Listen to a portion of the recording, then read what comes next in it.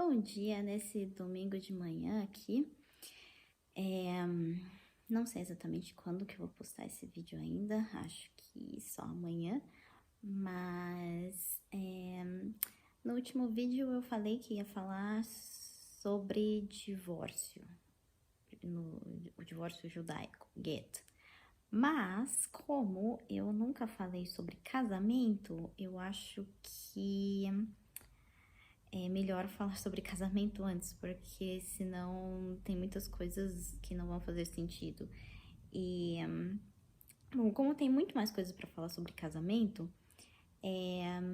vamos ver se até o final desse vídeo eu ainda dou uma falada sobre o divórcio em si. Tá certo, pessoal? Então, eu tava lendo algumas coisas aqui e eu vou começar já fazendo um disclaimer que eu tô falando de casamento religioso. Em Israel é o casamento que vale pela lei, porque, enfim, questões, Israel não tem casamento civil. Mas em todos os outros países do mundo, esse aqui é o casamento religioso que vale apenas dentro da comunidade judaica. As pessoas normalmente se casam no civil também. Mas para quem é religioso, para quem se importa, esse casamento é importante, vale de alguma maneira. E então tem muitas coisas a serem observadas aqui, porque é um assunto sério.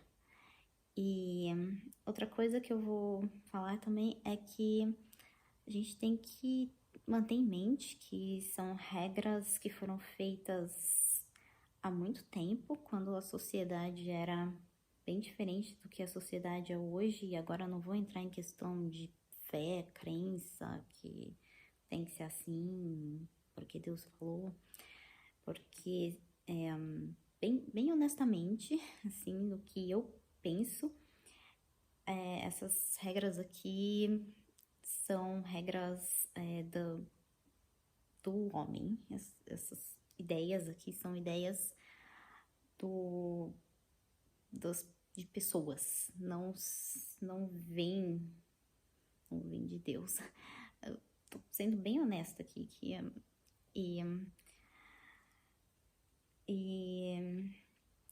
enfim, são falhas, algumas são boas, algumas vêm, a maioria vem de um pensamento positivo, de querer fazer o negócio mais justo possível, eu acredito, mas leis são falhas.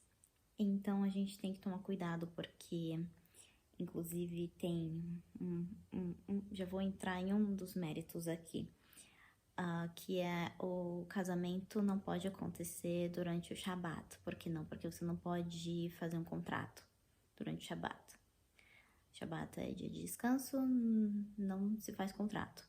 E o casamento é um contrato. É um contrato entre duas pessoas, entre duas famílias, principalmente entre duas pessoas. E eu acho que... Eu tô sendo cuidadosa aqui, pra não generalizar, mas eu acho que a gente vem de uma sociedade muito romântica, principalmente na Europa, bastante romântica até, América muito romântica, Estados Unidos, Brasil, lugares que a gente tem todo esse calor e amor.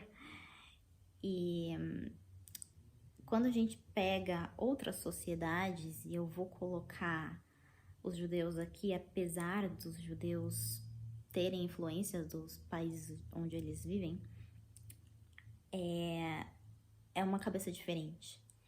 E o casamento nem sempre é romântico, quase nunca é. Quase sempre é estratégia. E, enfim, dito isso, que, como eu disse, não vou generalizar, mas é o que eu vejo. no geral. Vamos começar com algumas curiosidades. Curiosidades aqui. Então, eu vou listar alguns pontos aqui que o homem deve se casar entre 18 e 20 anos. Acontece hoje em dia? Acho que não tanto. Acho que a maioria se casa um pouco mais velho, mesmo os muito religiosos. E eles têm essa possibilidade de dizer, não, eu preciso estudar mais ainda antes de me casar, enfim. E eles podem ganhar alguns aninhos aí. Casa muito depois disso? Não, os religiosos não. Casam por aí, 20 e poucos mesmo. Não se fala sobre a idade da mulher, pelo menos eu não achei.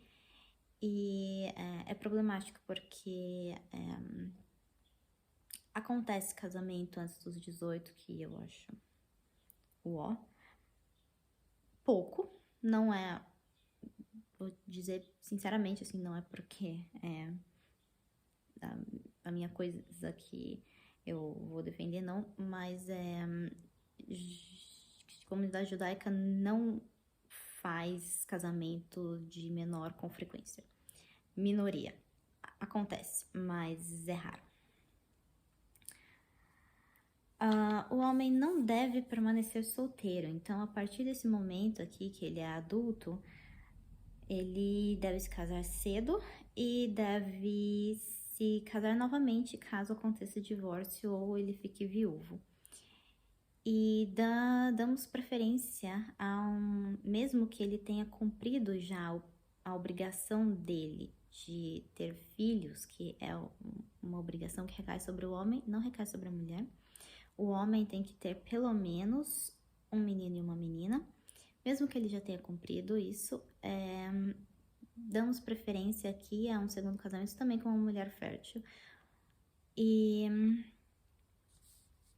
Mas o segundo casamento pode não ser caso ele já tenha cumprido aí essa obrigação. E o homem, ele é obrigado a se divorciar de uma mulher estéril. E aqui, como eu disse, estamos falando de uma sociedade antiga, essas regras são antigas. Não se falava em esterilidade masculina, a culpa era sempre da mulher.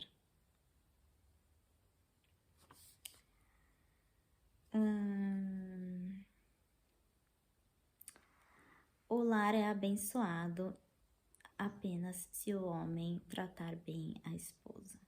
Aqui a gente já tem uma coisa mais simpática para a mulher. O casamento judaico, ele, como eu disse, é um contrato, como qualquer casamento. Vamos ser menos romântico, pessoal. Casar com cuidado, tá? Então, o contrato se chama ketubá. E é proibido o homem ficar na presença da esposa um instante que seja sem ter essa ketubá. A ketubá, ela deve estar sempre ali guardadinha, porque é o que protege a mulher em caso de divórcio. Ou no caso do marido morrer até. Ali tá falando, mas principalmente divórcio, o que ele vai ter que dar para ela nesse caso, porque como eu disse, regras antigas, as mulheres dependiam muito dos homens. Então, a ketubá era fundamental para proteger as mulheres. Em caso de divórcio ou no caso do marido morrer, a mulher precisa esperar 3 meses para se casar novamente. E simplesmente uma regra, não sei por quê. Porque, assim, diz que mesmo se ela estiver comprovadamente grávida, mesmo se ela sofrer um aborto, mesmo se, enfim, não é questão de ver se ela tá grávida, enfim, ela tem que esperar 3 meses para se casar novamente, apenas a mulher. Se a mulher se divorcia ou fica viúva e ela está grávida ou amamentando, tem que esperar essa criança completar 24 meses de vida para essa mulher poder se casar novamente. Mais uma vez, a regra é apenas para a mulher. Agora vamos falar um pouquinho mais aqui do casamento em si. O casamento começa aí um período de purificação 7 dias antes. Os noivos não devem se ver nesse período de 7 dias. E daí entra toda a questão da pureza matrimonial, que a mulher deve estar fora do período menstrual dela. É possível casar, mesmo se não for assim, mas hoje em dia, com toda a tecnologia, dá pra fazer, né? Normalmente, dá pra prever. Então, e daí, na noite antes do casamento, tem a purificação, o banho ritual, a mikvah. No dia do casamento, os noivos devem jejuar. E existe a possibilidade de não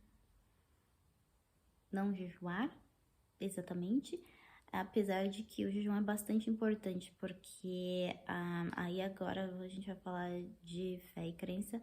Acredita-se que no dia do casamento os noivos serão perdoados de todos os pecados cometidos. Então esse jejum aí ajuda nesse perdão.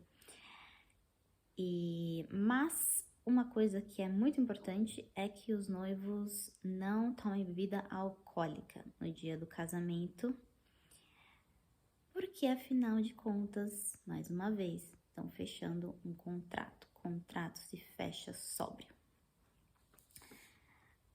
Aí, o casamento normalmente tem ali as partes separadas, tô falando. Tudo isso aqui é pessoal mais religioso, tá? Não tô falando da sinagoga liberal, não, tô falando a coisa mais religiosa mesmo. Então, separado, né? A noiva fica com as mulheres, o noivo fica com os homens. A noiva fica normalmente sentada numa poltrona com mulheres falando ali coisas agradáveis pra ela. E o noivo tá ali cuidando da parte contratual, da ketubá. Terminada essa parte, o noivo é levado para o dossel nupcial, roupa, que é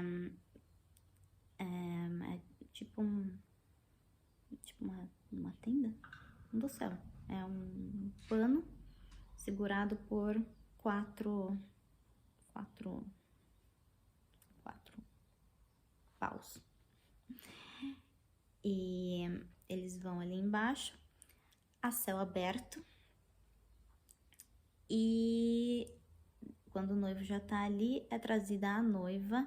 E a noiva é trazida normalmente pela mãe dela mesma e pela sogra. E ela vai dar 7 voltas ao redor do noivo. E aí também a gente tá falando de tradição, fé, crenças, e normalmente isso é explicado como ela demonstra que o noivo vai ser o centro da vida dela. Aí vamos para a cerimônia, o rabino faz a cerimônia, toma-se ali um golinho de vinho de uma mesma taça, né, noivo e noivo. Aí é só um golinho, gente. Sei que falei que não tem álcool, mas é só um golinho ali, ritual. Quebra-se o copo, Mazal Tov. E aí vem o anel. E os pontos mais importantes do casamento judaico. Ketubá, o anel que o noivo vai colocar na noiva. E, por fim, acabou ali a rupá, os noivos vão ser levados para uma sala onde eles vão ficar sozinhos pela primeira vez. Ihud, que é a privacidade. Não vou entrar em detalhes, tem várias regras. No geral, sim, essa sala é para que o casamento seja consumado.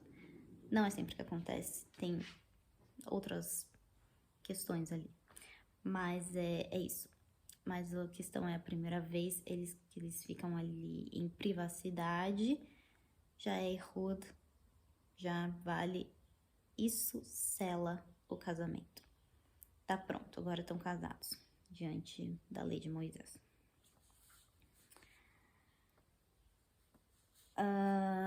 E aí vamos pra questão do primeiro ano de casamento. Primeiro ano de casamento, o marido deve se dedicar completamente à esposa, a alegrá-la.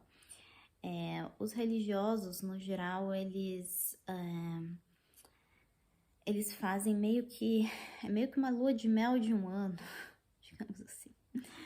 Porque, de fato, muitas vezes o marido não trabalha nesse período, eles ficam aí muitos vão para Israel, passam um tempo lá, esse tempo, um ano, e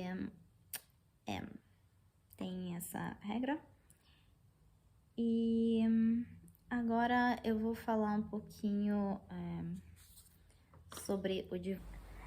Então, como eu disse, a Ketubá é o contrato, é a parte mais importante ali do casamento, principalmente para a mulher antigamente, mas ainda hoje em dia para as comunidades mais religiosas é muito importante essa proteção aí para a mulher no caso do divórcio, né? Que tem que jogar bem ali com a Ketubá.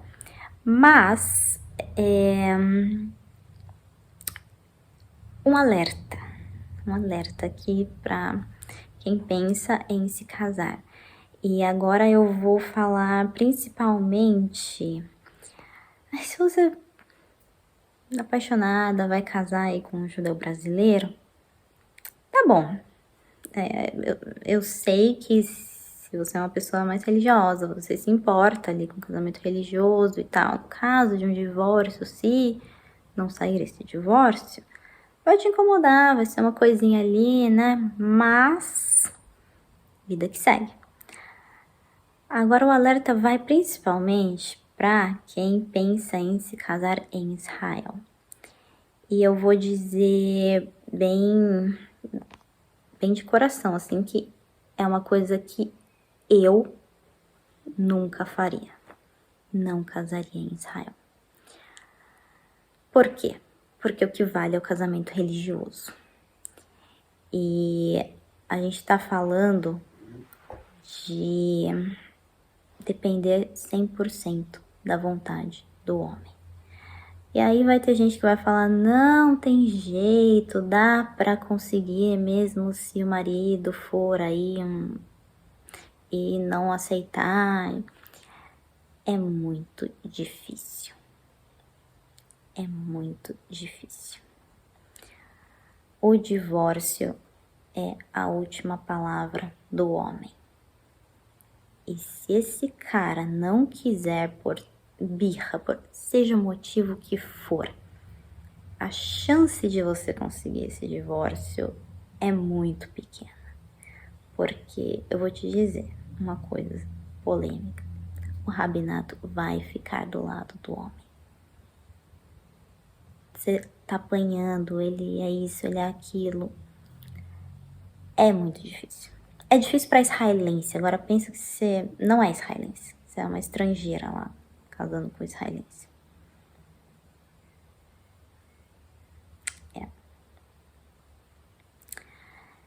Então, quer fazer o casamento judaico? Muito lindo, muito cheio de misticismo, de simbolismo. Não em Israel. Em Israel tem valor legal E para desfazer isso, vai depender da vontade, da boa vontade desse homem. E sim, é verdade que um ou outro pode ir lá e entrar com o pedido. Sim, é verdade que algumas pessoas, às vezes, depois de muita briga, conseguem a mulher desfazer isso aí contra a vontade do marido, mas não é a regra. A regra é que quando o marido quer impedir esse divórcio, ele vai impedir esse divórcio. E eu já vi casos assim do cara sumir, ele ir para outro país e não desfaz, não desfaz. Se ele não for lá e aceitar, não desfaz, é muito difícil. Então, fica essa dica no meio desse vídeo e realmente eu queria fazer esse vídeo o menos romântico possível, o mais realista possível, porque às vezes eu vejo as pessoas embelezando muito, e é muito bonita a cerimônia do casamento judaico, realmente. Acho que principalmente para quem não convive, é chamativa, né? As velas de mel, enfim, toda, toda a beleza ali da situação, todos os detalhes, né? Que o judaísmo é muito cheio de detalhes, mas você está assinando um contrato e numa língua que você não fala. Então,